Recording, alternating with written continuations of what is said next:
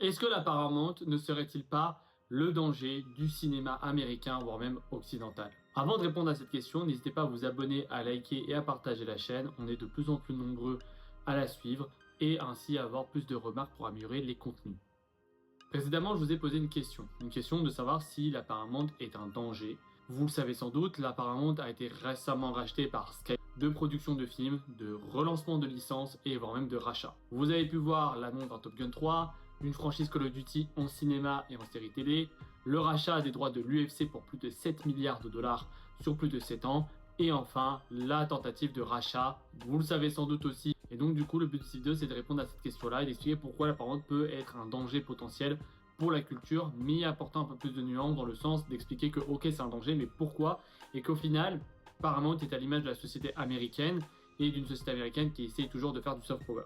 Déjà, pour répondre à ces questions-là, il faut rapidement remonter dans le temps et savoir que le cinéma a toujours été un outil de soft power américain et pas que, aussi de soft power japonais, de soft power français, etc., mais surtout américain, que ce soit durant les années 40, les années 60, un peu moins les années 70, mais surtout les années 80, avec le fameux Make America Great Again de Ronald Reagan qui voulait réindustrialiser le cinéma et surtout gagner la guerre froide à partir des médias, à partir de l'image de l'Amérique, cette image de l'Amérique grande qui a su survivre des années 70 qui ont été terribles pour eux et de montrer qu'ils sont bien meilleurs que les soviétiques. Pas pour rien que nous avons eu des Schwarzenegger, des Stallone, des valeurs bien MAGA, bien impérialistes, bien violentes, bien impactantes. C'était l'image de cette Amérique forte portée par des acteurs comme Sylvester Stallone et Schwarzenegger.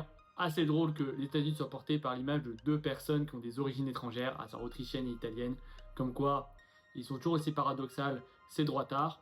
Mais après, vous allez me dire, ok, mais ce cinéma-là est dépassé. Maintenant, on a du cinéma d'action beaucoup plus diversifié, du cinéma d'action où on peut avoir des mecs comme Bob Odenkirk ou Keanu Reeves qui peuvent jouer des rôles d'action.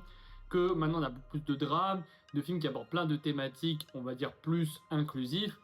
Ok, soit. Déjà, je vous invite à aller voir ma vidéo sur le wokisme, qui aborde le sujet du wokisme et pourquoi le wokisme, en réalité, c'est juste être quelqu'un de normal et qu'en fait, on essaye de pointer du doigt cela en disant que c'est anormal, alors qu'en fait, non, c'est totalement normal d'être woke, vu que être woke, c'est accepter tout le monde et que tout le monde puisse être représenté un minimum et que le détournement du wokisme est un véritable danger pour la culture et la Paramount en fait partie. La Paramount est un studio historique aux États-Unis. C'est un studio qui a permis la création du Parrain et d'Indiana Jones. C'est un studio qui a permis le relancement du nouvel Hollywood, le fameux Hollywood des réalisateurs et non des producteurs. Apparemment, c'est un studio qui est très présent avec les médias, entre autres avec CBS, par exemple. Du coup, la Paramount ont un vrai poids, mais la Paramount était en perdition.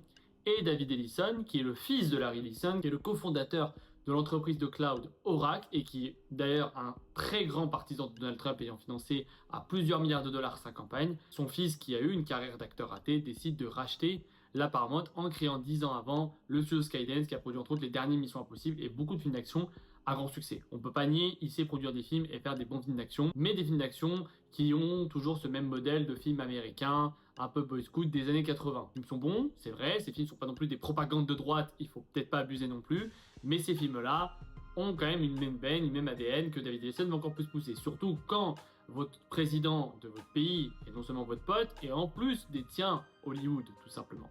Donc ça c'est important, et surtout David Ellison va s'opposer à un Hollywood qui a toujours été plus progressiste que les tendances actuelles américaines, un Hollywood qui a toujours été à l'opposé des valeurs de Donald Trump, un Hollywood qui s'exprime sur beaucoup de sujets, entre autres la Palestine. Vous n'avez pas pu y échapper que David Ellison a établi une blacklist de plus de 1400 réalisateurs-acteurs, comprenant des personnes comme Mark Ruffalo, Javier Bardem, Kate Blanchett, Tilda Swinton et surtout Jonathan Glazer qui a fait polémique suite à son discours aux Oscars sur la Palestine expliquant que Israël agissait comme des nazis par rapport à la Palestine en commettant un génocide et une opération ethnique. Autant dire que cette liste est totalement problématique et qui veut s'entourer de personnes comme Sylvester Stallone, comme Taylor Sheridan qui a permis de redorer la Paramount avec la série Yellowstone, qui était la série qui représentait l'Amérique d'en bas, l'Amérique du Sud, l'Amérique centrale, cette Amérique oubliée du western. Alors j'aime beaucoup le travail de Taylor Sheridan, hein. J'ai fait une vidéo sur Command Sharia, mais il faut dire ce qui est, c'est que depuis qu'il a créé Yellowstone, il s'est un peu fermé dans un cliché de l'Américain un peu conservateur, de l'Américain capitaliste qui n'a jamais existé. C'est l'Amérique des cow-boys, l'Amérique des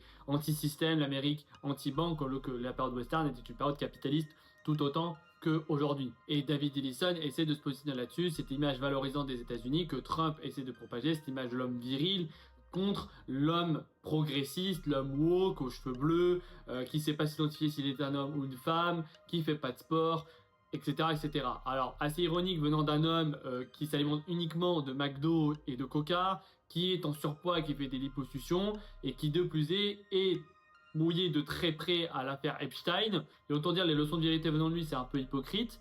Mais ça, c'est un autre sujet. Mais tout ça pour montrer qu'en fait, on a une dualité entre cette Amérique progressiste, même si évidemment, les États-Unis ne sont pas les plus progressistes au monde, mais vous comprenez l'idée, et cette Amérique-là qui veut revenir à une époque dorée qui n'a jamais été réellement dorée, une période fantasmée par la bourgeoisie américaine, qui veulent montrer ce que ça donne et montrer leur valorisation au sein de la culture mondiale. Ils se sentent menacés, ils se sentent remis en question, ils ne veulent pas être remis en question, et ils vont utiliser le cinéma comme un outil. Parce que oui, quand vous voyez que de plus en plus d'acteurs afro-américains, trans, homosexuels ou encore d'autres ethnies, d'autres religions commencent à être de plus présents à Hollywood et à commencer à casser ces barrières-là, ce n'est pas pour rien non plus que David Ellison a racheté les droits de Call of Duty à Activision, il a racheté les droits de l'UFC à Dana White.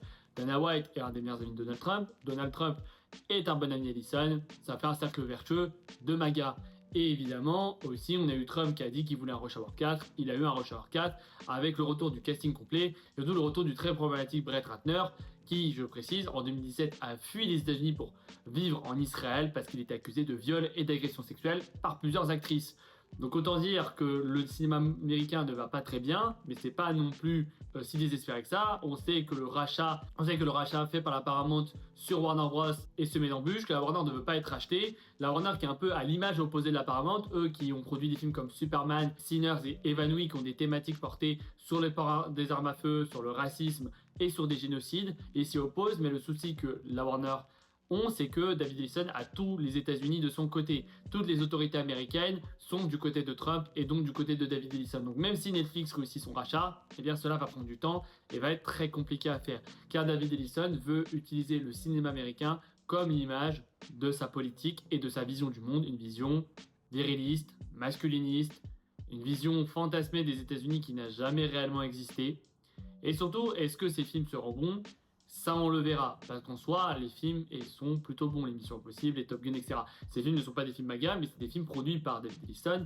Et le cinéma est politique. Donc même si vous n'essayez pas de mettre de la politique dedans, il y aura toujours un petit truc politique, une petite arrière-pensée. Et celle de David Ellison n'est pas très glorieuse. Et donc j'ai envie de vous dire que c'est un danger potentiel. Je dis pas que le cinéma va être menacé, qu'on reviendra à l'époque des années 80, qui est d'ailleurs une très bonne époque du cinéma, hein, que ce soit en termes de blockbuster et de films d'auteur.